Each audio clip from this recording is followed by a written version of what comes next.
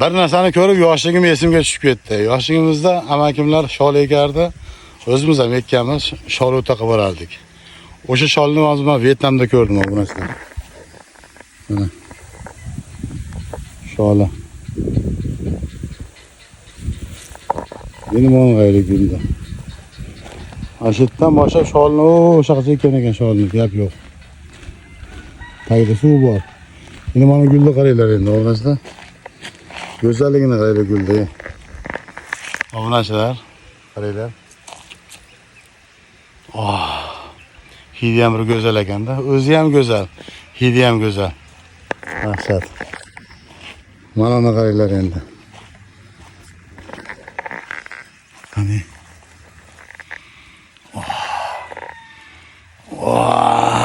Bahrda lochilar odamda. Gap yo'q. Endi mana uni qaranglar endi. Yana yoshida esirganmiz ha. Iloji yo'q esirganmiz obunachilar.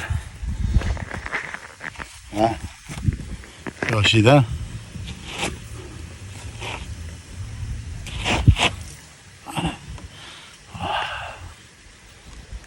O'zi bu deymizki uyga bitta mashina qilib qo'yish kerak o'zi, ha? Nimalang? Oddiygina-da. Mana bu tomonlar ham shol ekan bu narsa. Tomonda gullar mana. Dahshat. Atmosfera bomba deydi-yu. Mana bu qaylar. Gullardi. Bir-biridan go'zal. Gap yo'q. Bambular qaranglar. Mana 2026 qo'yib mana. Mana o'sini nega bilmadim.